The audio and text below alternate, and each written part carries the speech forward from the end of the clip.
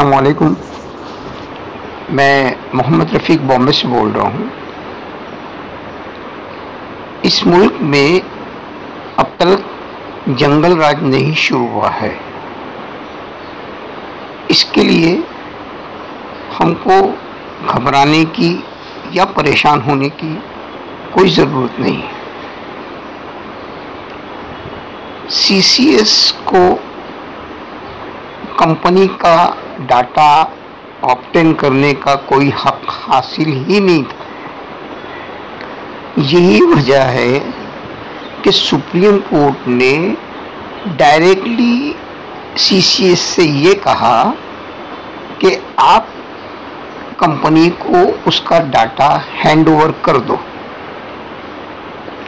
अगर सीसीएस ने डाटा को लीगली ऑब्टेन किया होता तो सुप्रीम कोर्ट ये डायरेक्शन देती कि आप इसकी एक कॉपी अपने रिकॉर्ड में रखो और कंपनी को उसका डाटा वापस करो। कंपनी को का डाटा लेने का या उसको शेयर करने का हक सिर्फ उसी एजेंसी को हासिल है जिसको कोर्ट अपॉइंट करेगी, जैसे कि एसएफआईयू। उसके अलावा किसी भी एजेंसी को कंपनी का डाटा लेने का कोई हक हासिल ही नहीं। किसी भी बिजनेसमैन का ये फंडामेंटल राइट्स होता है कि वो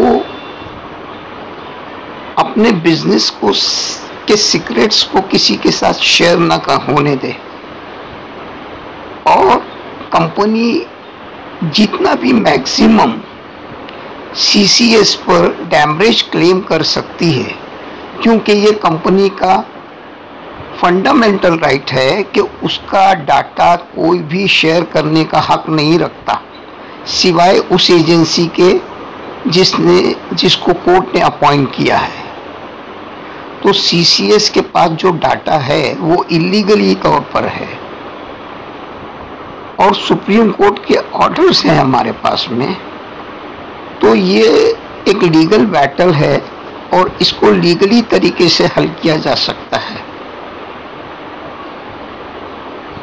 और कंपनी की लीगल टीम जितना भी मैक्सिमम डैमेज क्लेम कर सकती है, क्लेम करके कंटेम्प्ट ऑफ कोर्ट दाखिल कर दे। अब रही बात दूसरी, सुप्रीम कोर्ट ने कंपनी को क्लियरली ये ऑर्डर किया है कि वो अपना बिजनेस रन कर सकती है। अब इन बातों में तमाम बातें शामिल हैं। ऑफिस का रीओपन करना, स्टाफ का अपॉइंट करना, मार्ट्स को रीओपन करना, ट्रेडिंग करना, मनी ट्रांजैक्शन करना, इन्वेस्टरों के साथ सेटलमेंट करना, ये तमाम बातें बिजनेस रन करने में शामिल है।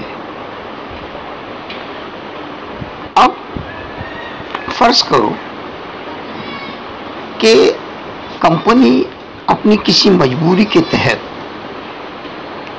अपना कोई मार्ट रीओपन नहीं कर पाती, तो उसके लिए अदालत ये नहीं कहेगी कि भाई हमने तुमको बिजनेस रन करने की इजाज़त दी है तो तुमने अपने मार्ट्स को रीओपन क्यों नहीं किया।